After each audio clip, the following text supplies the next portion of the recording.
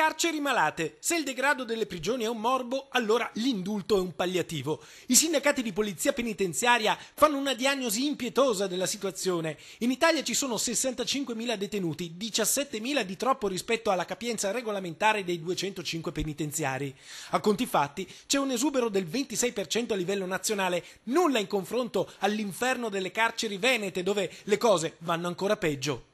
Oggi detenuti presenti sul territorio con dati certi sono il buon 40% in più rispetto ai dati reali che dovrebbero contenere le carceri.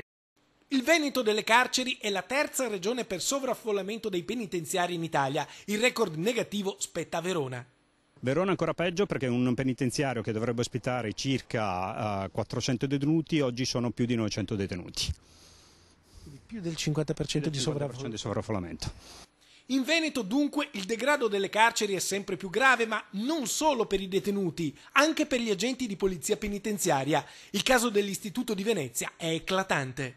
L'esempio di Venezia è un muro di cinta che sta crollando, sta cascando a pezzi e comunque ancora c'è il personale di polizia che effettua servizio su quel muro pur percolante.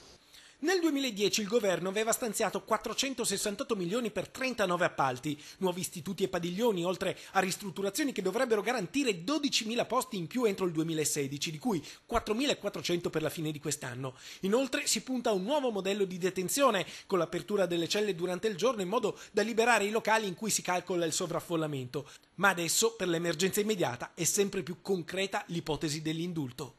In caso di indulto, un buon 20% di detenuti nel Veneto sicuramente dovrebbero fruire di questo beneficio. Nel Triveneto diciamo che per una scala media di un 25-30%. A Vicenza una sessantina di persone fruirebbe dell'indulto e uscirebbe dal carcere, ma resterebbero 240 detenuti a fronte di una capienza di 140. Sarebbe un palliativo molto relativo. In Veneto, insomma, l'indulto è un palliativo, ma non la soluzione del problema, che verrebbe spostato anche sul piano sociale, con molti detenuti che, non potendo più abitare in carcere una volta fuori, si troverebbero senza un tetto sulla testa e senza un lavoro.